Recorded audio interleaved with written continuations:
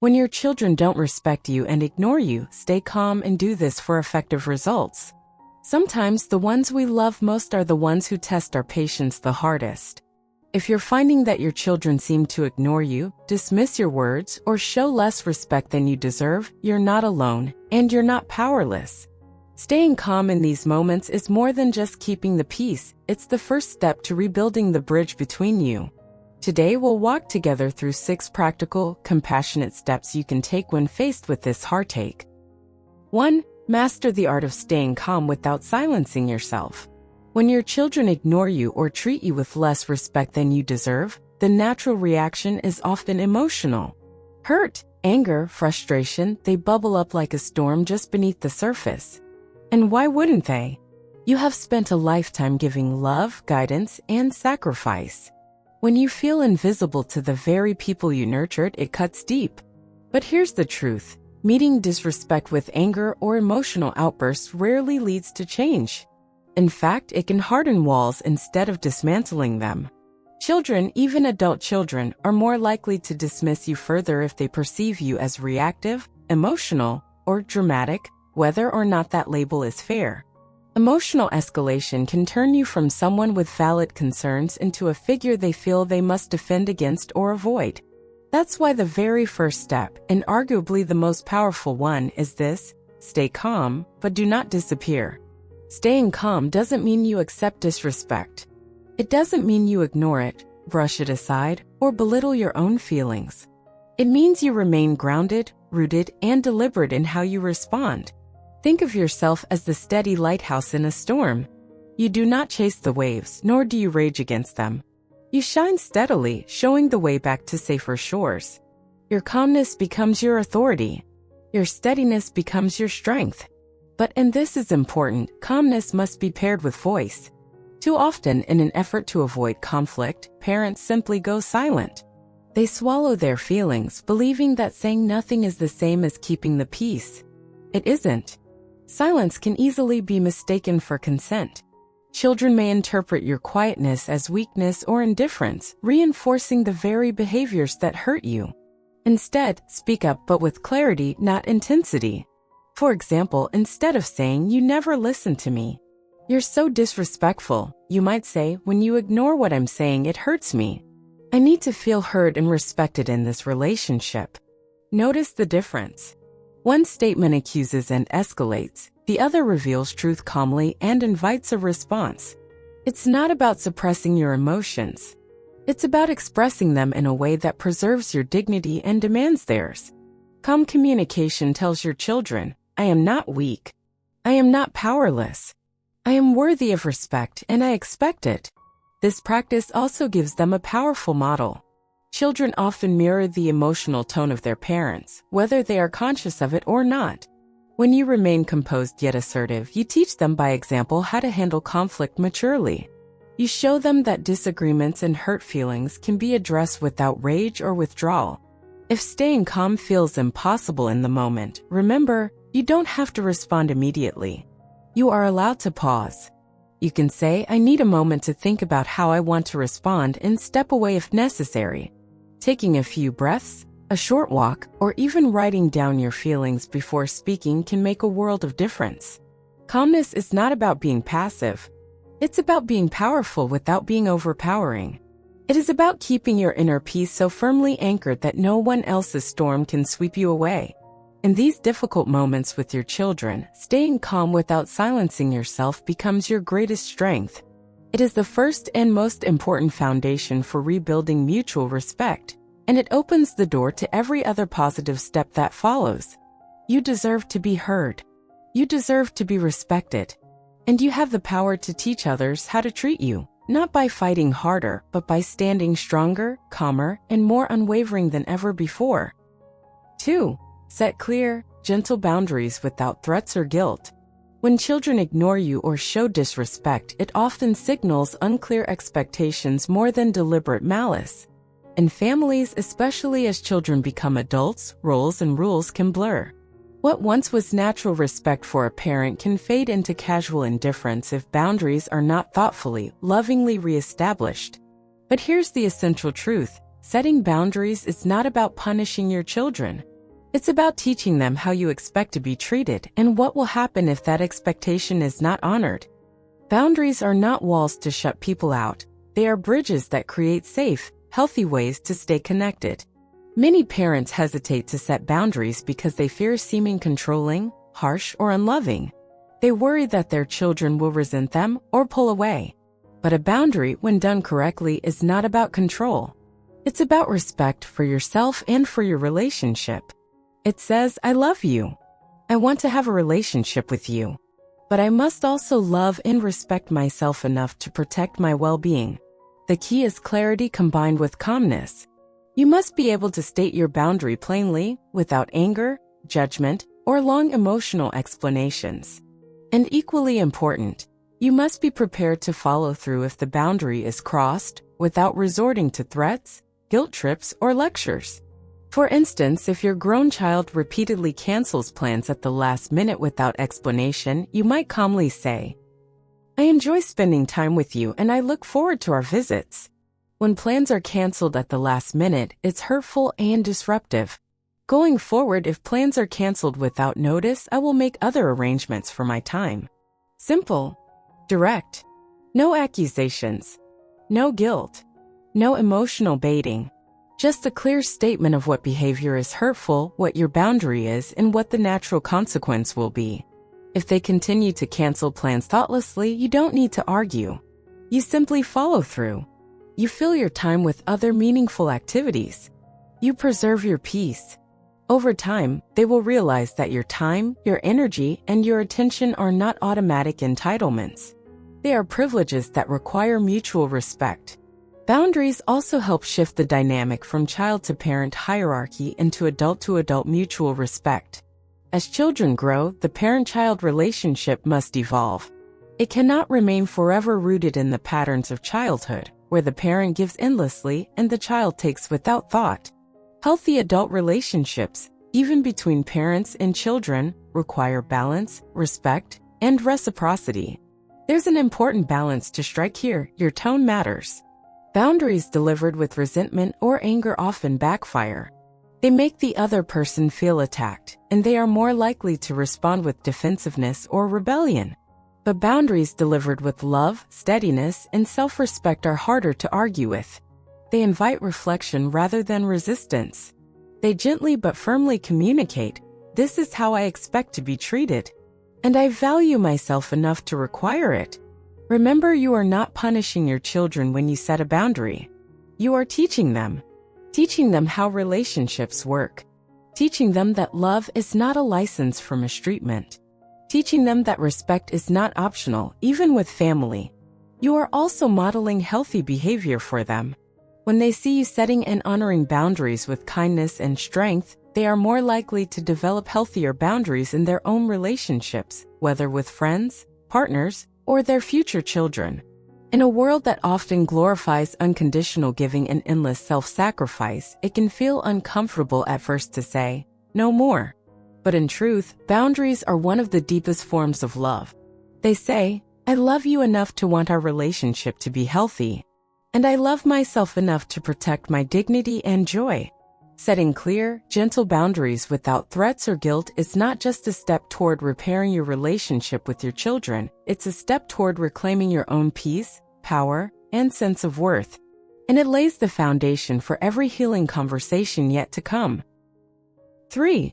Shift from demanding respect to inspiring it through your presence.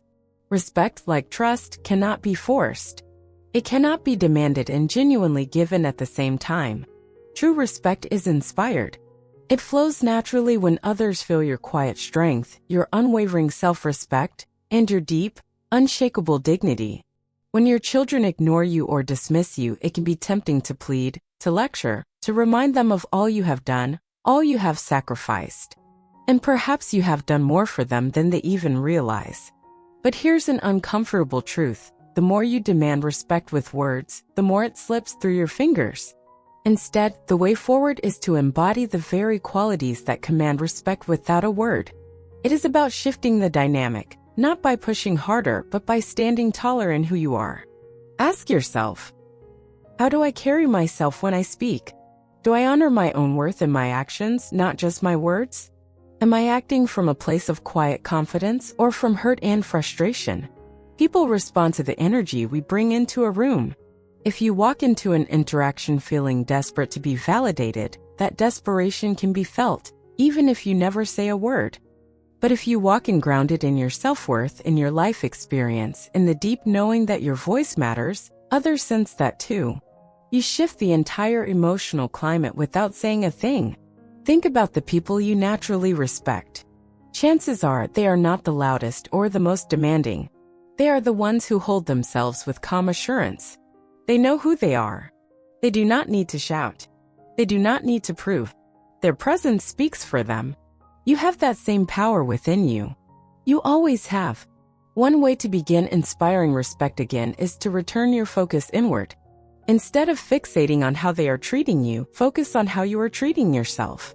Are you honoring your own time? Are you investing in your own interests, friendships, and passions?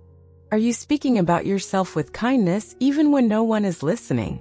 Children of all ages are highly attuned to authenticity. When they see you valuing your own life, not in a prideful way, but in a deeply joyful, grounded way, they begin to notice. And they begin, often unconsciously, to mirror back that respect. Another way to inspire respect is to show restraint. Not every slight needs to be corrected. Not every ignored comment needs to be addressed. Sometimes the greatest act of power is simply to pause, to choose your battles, and to hold your space with grace rather than anger. If your child ignores you during a conversation, instead of chasing their attention, you might simply stop speaking and wait. You send the message, I will not compete for your attention. I am worthy of being heard. Without accusation. Without scolding. Simply by standing in your dignity. In time, this consistent, calm presence does more to correct the behavior than any lecture ever could. It reminds them, not through force, but through quiet example, that your voice is a gift. That your attention is valuable. That your time is not to be squandered or taken for granted. This is not an instant fix. True change never is. It is a slow, steady reclaiming of your role, not as someone who demands respect, but as someone who naturally draws it out of others. And even if your children do not immediately rise to meet you in that higher place, you will have risen there yourself. And that is a victory, no matter what. By shifting from demanding respect to inspiring it through your presence, you heal not only your relationship with them, but your relationship with yourself. You remind yourself every day that you are worthy, not because of what you give or how you are treated, but simply because of who you are. And that truth, once fully embraced, becomes a light no one can ignore for long. 4. Heal old wounds by listening without defensiveness. One of the hardest truths to accept as a parent is that sometimes, the distance your children create is not only about them. It is about pain they may not know how to express, or pain you may not even realize you caused.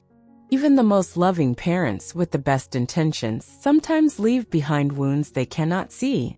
This is not about blame. It is about understanding. Parenting is an imperfect art. It always has been. We parent with what we know at the time, with the tools and the awareness available to us. And yet, even so, misunderstandings, unmet needs, and moments of unintentional hurt are woven into the fabric of every family story. If your children are ignoring you or showing signs of disrespect, part of the healing journey may involve being willing to listen, truly listen, to their grievances without rushing to defend yourself. This is one of the bravest, most loving acts you can offer, the willingness to hear their pain without making it about your guilt, your intentions, or your side of the story. It sounds simple. It is anything but easy. When a child brings up a hurt from the past, the instinct to defend yourself can be overwhelming. You might want to explain, to justify, to say, but you do not understand what I was going through. You might want to tell them how much you sacrificed, how hard you tried, how much worse things could have been. But in that moment, what they need is not your defense. They need your presence. They need to feel that their pain matters to you, that you see it, that you acknowledge it, even if it wounds your heart to hear it.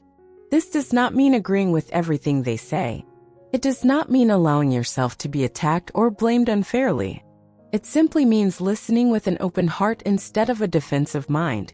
You might say something like, "I am hearing that you felt unseen," or "It sounds like that was very painful for you." Not, "That is not what happened." Not, "You are exaggerating." Not, "You should be grateful for what you had." When you respond with acknowledgement rather than argument, something powerful happens. You create space for healing. You remove the need for your child to keep shouting or acting out just to be heard. You validate their experience, even if you do not agree with every detail of it. In many cases, your willingness to listen without defensiveness can do more to repair a relationship than 1,000 acts of generosity. You are saying to them, without needing to use these exact words, "I care more about your heart than I care about being right." And that, for a child who has felt unseen, unheard, or misunderstood, is the beginning of trust returning. It takes strength to do this. It requires setting aside pride. It asks you to sit in discomfort for the sake of something greater, the chance to reconnect, to rebuild, to begin a new chapter in your relationship where mutual respect can grow. If your child does not open up right away, do not force it. The offer to listen can be quiet, simple, and patient. You might say, "If there is ever anything you need to say to me about the past, I am willing to listen." Then leave the door open without pressure.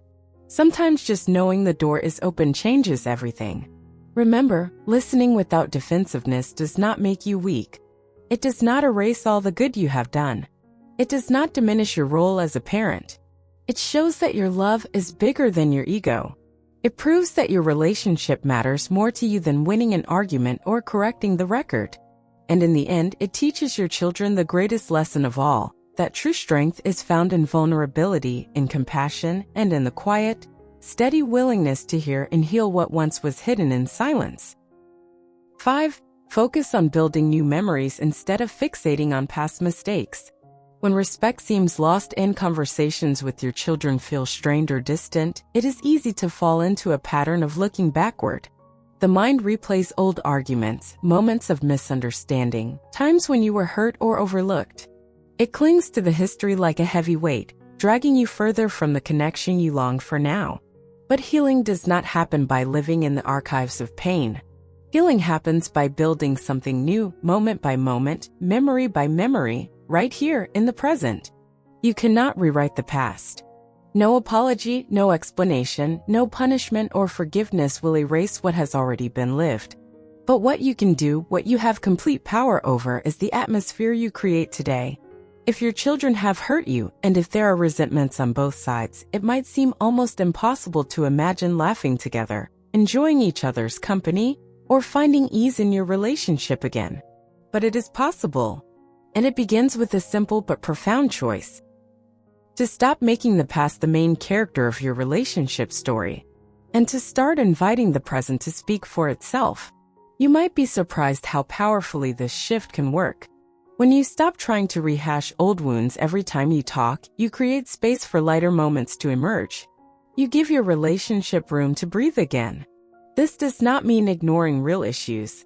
It does not mean pretending that hurt never happened. It simply means that you are choosing to invest more energy in creating positive interactions now than in endlessly analyzing what went wrong before. You might ask yourself, how can I share a new experience with my child today, even if it is small? How can I invite joy into our conversations without expectations or demands? How can I plant seeds of connection, knowing they may take time to grow? Sometimes it starts with something as simple as a shared meal, a walk around the neighborhood, or even a light-hearted conversation about a movie, a book, or a memory that still brings a smile. Not every interaction needs to be a deep heart-to-heart. In fact, sometimes it is the lightness, the ordinary moments that begin to thaw the frost and rebuild the bond. Focus on the principle of small wins. One pleasant conversation. One shared laugh. One act of kindness offered without expecting anything in return. Each of these small wins becomes a brick in the bridge you are rebuilding.